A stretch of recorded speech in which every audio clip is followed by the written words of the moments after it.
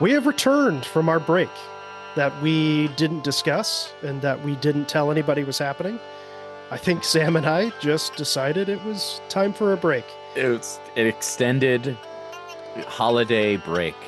It started shortly before Thanksgiving because we knew I was going to be visiting Michigan, and then the Judeo-Christian holidays of December kind of snuck up on us, and Sam and I were busy. And here we are in January. Welcome to 2025. Welcome to listeners who probably didn't even notice that we were gone for a couple months, but here we are anyway. It's all right. New year, new topic. We are going to talk about the Legend of Vox Machina. Yeah, we waited quite a while. Was it like a year and a half for this season? Something like that. It was a good break. And we're recording after Vox Machina season 3 has completely come out. So retroactively, we are going back to discuss these episodes. So if you would like to follow along and get caught up, now's the time to do so. In the first 2 seasons of Legend of Vox Machina, we did them in 3-episode batches. Because Sam and I have a lot of time available, and we don't really have any new properties that we're trying to rush to be prepared for as they're coming out in 2025, at least off the top of my head. I think we have The Witcher coming out this summer, but we've got some time before then. So we're going to be doing this 1 episode at a time, which will give us a whole lot of opportunity to discuss these episodes in detail, which I think is what was lacking from our first 2 seasons, that we were really trying to get through the episodes. Yeah. That is definitely true. And this also is, even just trimming it down to 1 episode, we can get into a little more depth, but it's still not going to be a long podcast. So people, a little bit easier to listen to, a little bit easier to get out and edit and release on a regular basis. So we'll be doing that, and then plenty of time to figure out what comes next as we wait for, like Sean said, The Witcher and whatever other fantasy properties are coming down. I guess at some point we need to do War of the Roses, which I did see. I don't know if you've seen it. I have not seen, because it's not on demand yet. Still in theaters. I have not. I am not in a position to go to the movie theater. Luckily, I was able to take a day off right between Thanksgiving and Christmas, and it was like a Friday at noon. I went to the theater to go watch it. And it was like me and one other guy in a theater in Tacoma, but it was really good. It's kind of jarring, the anime style. I don't watch a lot of anime, so the first maybe 5 minutes, I was trying to get used to that style of animation. But then the story itself was great. I really enjoyed it. I liked that they had a female protagonist. The story of Helm Hammerhand was cool. Not like that shitty, well, not shitty. The Shadow of Mordor games are fun. I like those games, but the lore behind them can be kind of shitty. Like, I think in those games, I've never played them, but I've heard that it's just complete lore breaking. Yeah, not in like beyond fan fiction. It's like, okay, we need a villain, so let's invent 12 really powerful people that we've never heard of before. Yeah. Well, and the games have been out for quite a while, so I don't care if I spoil it. And if you don't want to be spoiled, fast forward like 30 seconds. But in the game, one of the Nazgul is Helm Hammerhand. Oh, that's right. And so dumb. But then this story actually gives you Helm Hammerhand's actual lore story, which was much better. Okay. Really enjoyed it. So we'll be covering that as soon as I get a chance to watch the movie. But that's not what we're talking about today. We're talking about The Legend of Vox Machina, Season 3, Episode 1. Are you ready to dive into this, Sean? Yeah, please read the review. All right, here we go. This Episode 1 is titled A Deadly Bargain. Raishan discloses that she released Thordak from the fire plane in exchange for finding a cure for her curse, which is slowly killing her, a promise Thordak never fulfilled. As revenge, she offers to help Vox Machina find the plate of the Dawn Martyr in Ank'Harel to defeat Thordak. However, time is short since the vestige is being pursued by another, and Thordak's eggs are about to hatch. The group debates her offer. Keyleth retreats to Suntree with Vax following her. While kissing, Vax has a vision of Keyleth alone and mourning the rest of the party. They refuse Raishan and return to Iman to verify her claims. In the ruins, Vax discovers Thordak's eggs before encountering Vorugal. Vox Machina barely escapes the dragons thanks to Raishan's help, prompting the group to accept her offer despite Keyleth's objections. Gilmore teleports them to Ank'Harel, where they plan to steal the Dawn Martyr. Scanlan leaves to find Kaylee. While infiltrating the manor, they discover the aftermath of a fight with Ripley actively stealing the vestige. They pursue her, but she escapes using a teleporting cloak vestige. Percy eventually catches up with Ripley, who reveals that she is working with Percy's demon, Orthax. There you go. I love what volcanic Iman looks like. Oh, yeah, it's a wasteland. Oh, and then when you compare it to what we've been told in the campaign, it looks way different from what it's been described to from like Matt. So I'm really excited to see what volcanic Iman looks like in later seasons. I know we'll probably get at least 2 more, but I think it'll be a really cool location of Iman, because we know if you follow campaigns 2 and 3, Iman as a city still exists as the capital. But yeah, I'm excited to see what it looks like in future seasons. I think it'll be really cool. Yeah, it was definitely in the live play, in what was basically in campaign 1 of Critical Role. I didn't get the impression that Iman was this huge fantasy city with gigantic, colossal architecture. That was much more the Vasselheim feel. Iman was a much younger city, and I think that actually matched some of the lore that was released in the Critical Role campaign setting, the first one that came out. So I like what they've done here to really amp up not only what it was like pre Chroma Conclave, but yeah, now this kind of molten landscape. It does beg a question, I'll say, of how the hell is Vorugal surviving in there as an ice dragon, but whatever, we can suspend disbelief for that. It does a good job of making it seem like this is the lair of this legendary red dragon.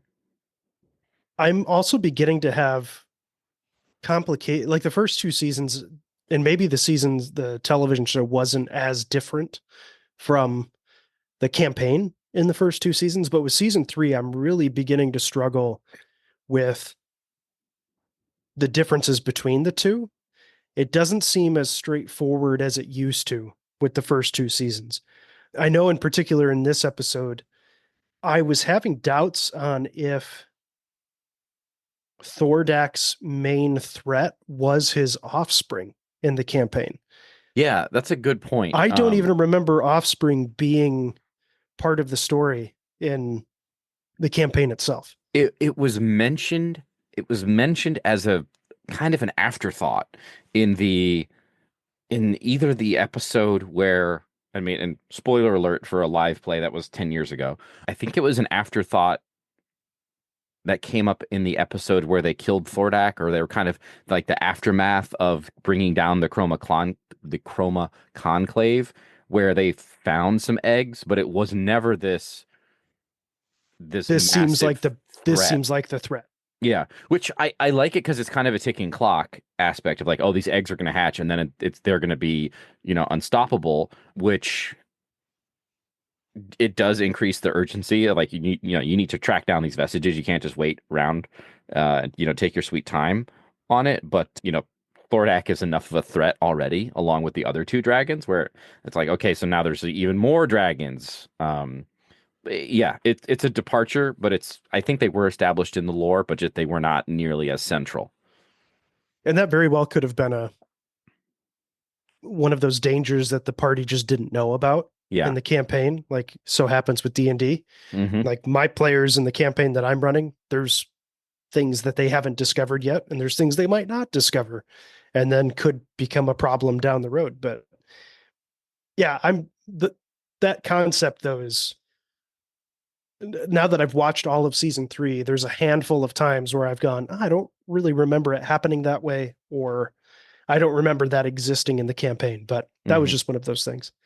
And some of this is a testament to Matt Mercer as a DM, right? Where during the live play, during the actual campaign, he would just pepper Like he told him, here are all the vestiges, right? And there was a way to that was delivered during, but the party basically figured out which vestiges they're going to go look after, or they're going to go search after, and deal with the, you know, the current owners or whatever challenges they needed to overcome to get them.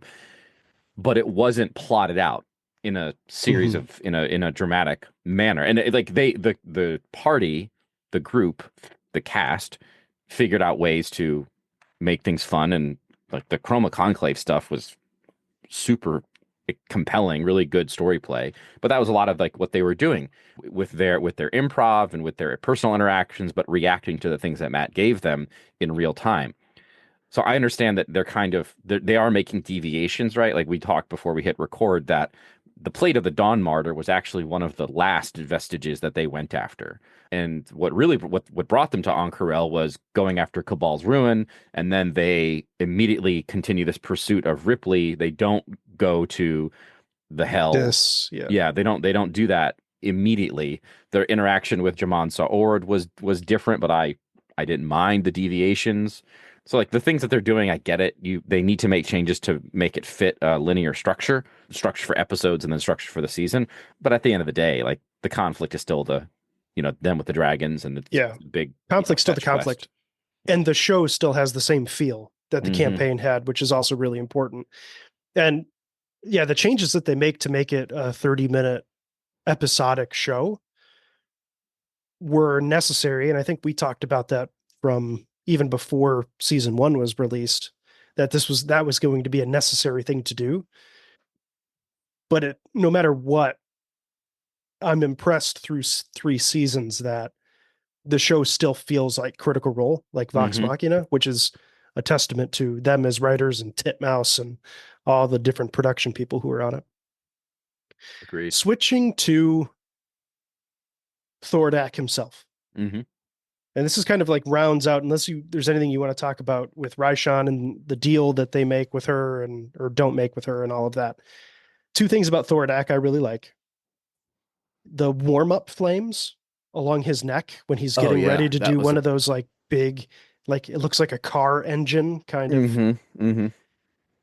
The design of Thordak is amazing because we get that, and we also get him when the gem goes into his chest Hmm.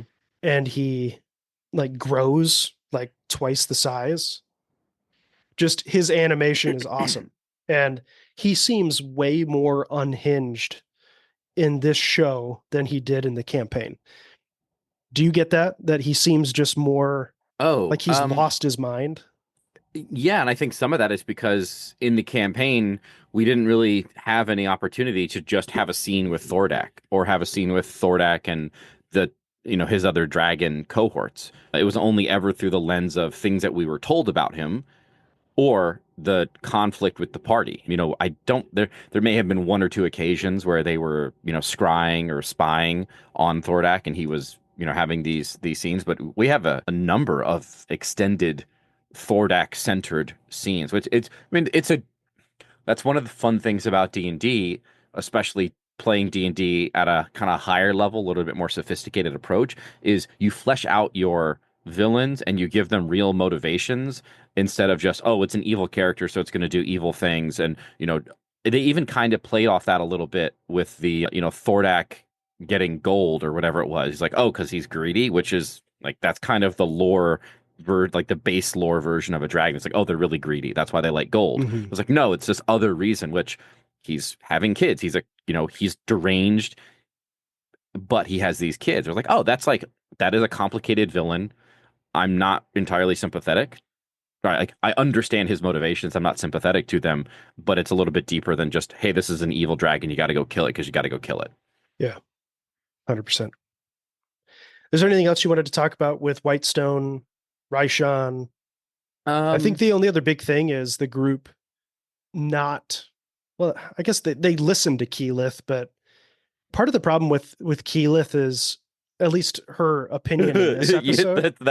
that's a framing that has deep roots. The problem with Yeah. Keyleth, yeah. I guess like yes, you can side with her and be like, yes, we shouldn't work with Raishan. Raishan killed the Ashari. Raishan killed countless people in the assault on Iman and Hmm. all of this other stuff. But like I got frustrated in this episode where I'm like, okay, yes, Keyleth, like that sucks, but the group is right. Like you got to work with her. And I think the scene of them going to Iman and getting their asses kicked and only being saved when Raishan shows up to like teleport them out just like solidifies that. And we're only doing episode one, so we're not going to talk about the results of the deals that they make and all of that as they come down the road. But I don't know. I got frustrated with those Whitestone scenes where I was like, don't be so like petulant and just like turn into a bird and fly away. That's kind of the Keyleth experience, though, right? It's like the character of Keyleth was very frustrating at times. She was also super powerful and did incredible things in combat, but that's the character, right? And it probably wasn't until season or campaign two where Marisha had a completely different character. I was like, oh, Marisha is just a really good actress and a really good role player because like she was playing the stats of Keyleth and she had a lower charisma and she was she was young. She was on this kind of this literally a hero's journey, the Aramente. And so yes, I agree with you. It's frustrating. I think it's true to the character. And at the end of the day, it's like she just, they needed to lose in order to they needed to lose that one encounter in order to be convinced and for her to be convinced to sign up with Raishan. And it was I love the scenes, and it's really hard to put these into your own D&D campaign where you show your players the stakes. Mm, And it happens in campaign 2 of Critical Role. Spoilers again, fast forward 30 seconds if you don't want to hear this. But when they fight an enemy that is too difficult for them, a good DM will have them fight a tough battle and get their asses kicked. But then the DM will have that enemy continue on. In campaign 2 of Critical Role, they continue to fight and have one of their characters killed. And that's one of those moments where you go, oh shit, yeah, like this, we weren't ready to fight that bad guy. And I think this episode did a really good job of that, of showing the characters, like, even we're just going to do this scouting mission. Like, just being in the presence of these ancient dragons was enough where you definitely could have died. And the stakes of the episode in the series, like, ramped up with mhm. this one episode. Yeah, no, that's the is it? I think it's a one of Matt Colville's lessons from his uh, YouTube series on how to be a DM of don't be afraid to expose the level one players to the big bad evil guy. Mm-hmm. And if they're stupid enough, and this, in quotations, if the characters are stupid enough to try to fight the big bad evil guy at level one, he doesn't need to kill all of them permanently. He just needs to demonstrate his power and then leave. And so it's a good balance. And I just a real quick sidetrack on season two or the campaign two of Critical Role, but was that always the plan for Molly Mock Tea Leaf to die? Or From all of the things that I've heard, no. okay, All Taliesin told Matt about his character Molly Mock was he woke up in a grave and this is who he was. okay, And then he played that character. Matt then created the whole backstory of, oh, it's not Molly Mock. It's actually, oh God, I can't remember the name now. yeah. What was his name? It's been so long, I know. but it was so good. Like that. Because I even read the book. Oh, Luthien. Yeah. That's right. Because it's I read the book Nine Eyes of Luthien, which was Mm, great. Great book, Critical Role book. But there you go. Like Matt then took that backstory of, oh, this character doesn't know who he is. He keeps dying and resurrecting, and then turned it into, oh, Luthien is actually going to be the BBEG of this campaign. yeah. Okay. Back to campaign 1 and Legend of Vox Machina. Ank'Harel and Marquette. I love those Middle Eastern, North African vibes of a completely different culture Mm-hmm. within Matt's universe. Hmm. Really, really cool. And we'll get to Scanlan's kind of side venture last. And now we have the rest of Vox Machina going to try to find the plate of the Dawnfather. It's already stolen, and someone is killing people with a pepper box type weapon. And it turns out to be Ripley, and they go on a chase. Percy just shooting random people in a market to try to, he like shot two or three different people, just bystanders. Well, it isn't it. It's the lore, right? That Percy is the first person to ever use a gun. Like he Yeah, he basically invented invents it. the Yeah. gun with Orthax. And I remember Taliesin talking about his inspiration for this character, for Percy. He's like, you know, who was that first person to invent a gun? Imagine if they were able to see the pain that their invention has caused, right? And that's what they're starting to inject into this. This is actually the next episode, so we shouldn't jump too far into Yes. this Yeah. discussion. But it's like, hey, yeah, even the guy who invented it maybe doesn't always know how to use it responsibly, right? That's kind of the like, It's the whole Percy. concept of Oppenheimer. Yeah, yeah, and Percy, we know, like he's easy to trigger when you bring up his traumas from the past, Oh, right? yeah. Like there were multiple episodes about that in the first two seasons, right? He falls straight into PTSD Yeah, so he's just gonna start shooting randomly in a in marketplace. a public market. Yeah.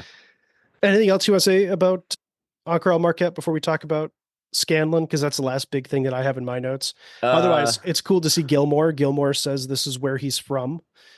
We get the first hint of Jaman Sa'ord in this mhm. episode, and we meet Jaman in the second episode, correct? Yes. Or relatively soon. Yes. Uh, but anything else about No, Ank'Ral Marquette? let's talk about Scanlan and Kaylee. Okay, so I love Scanlan asking to borrow the broom, and then his like when everything's going on with the guns and hunting down Ripley, he's just like singing a song, I love flying that through the music, city. and it's the credit music too. It's like, Yeah, oh, I don't have they put out an album of no, but the music? they need to. They need to. Yeah, that was such a fun vibe. I love that. It's like a bossa nova type thing. Yeah, because he has the song from season 2 where it's like "Pull My Beads" or something. Hold my beads of love. Yeah, Beads of Love. Yeah, so good. But we get a Matt Mercer cameo with yeah. the "You Spice" guy, I which is that the joke from the campaign where Scanlan would always just be like, "Spice, you spice." that is one of the funniest things from season one, and I think is to be, and I think it was kind of like a random. I don't even remember how it came up, but Sam just took it and ran with it. Mhm. And then like in a flash forward to a few episodes later, like Scanlan developed a drug problem based on this like little improv thing of like, do you spice? Eh, do you spice? But in this too, like he says, "I do sometimes, but no, I'm here to see my daughter." And then the pause, and then Matt's drug dealer goes, does she spice?" Yeah, it's So great. just handled really well. And I love the comedic timing of introducing this little Scanlan subplot with the background of Percy shooting bystanders in public and all of that going on. I just thought it I was really great. I will say this is the Kaylee thing is always hard for me because I know that Scanlan should not be is better as a multi-dimensional character with real relationships. I just don't know if I want Kaylee to be a constant feature of this season. And I don't know how long it's going to take to establish that. And maybe I think this one is it this one and the next one. Yeah. So maybe just because I've only watched a few of the episodes of this season, and to me, Kaylee is in more of it than I would like I need her to be. So we'll see. We'll see. I'll reserve judgment, but so far for me, I was like, I don't need a ton of Kaylee. I want the Scanlan hijinks without necessarily the Scanlan character drama right now. I don't know. Yeah. It's tough because it's so impactful in the campaign because you have so much time with Scanlan and you get all of those hijinks that when the different levels of, like you mentioned, his drug addiction and his relationship with Kaylee, those come much later in the campaign, and you already have like 80 episodes of all of the Scanlan hijinks and Scanlan That's true. grog and all of that. That this is just way more fast paced, and they had to introduce it sooner than they did in the actual campaign. Yeah. But Because, well, one thing that we haven't talked about is, well, maybe we talked about it in prior episodes where we've covered the first two seasons, but they completely skipped what was the first. Oh my God, how many episodes did they spend in the Underdark, in the mm, Dwarven city? Like that was the first. Those were the first episodes of Critical Role, and that was our first introduction to Vox Machina. And in the first episode, Scanlan and Grog go to a Dwarven whorehouse. yeah, And it's like that was our introduction to Scanlan. And here, yeah, yeah, and we're ramping up the family scan a little bit faster. it took me so long to get into Critical Role because I every time I started with the first episode that they published, I never, well, it took me quite a while, but I didn't realize that it was partially through a story already Hmm. when that first episode came out. So when the first time I watched it, I was like, oh man, I must not be on the right episode. So then I didn't watch it for like another 6 months or something. Did you watch the Twitch video or the YouTube video, or did you listen to the podcast? I started when campaign one was like ending. Okay.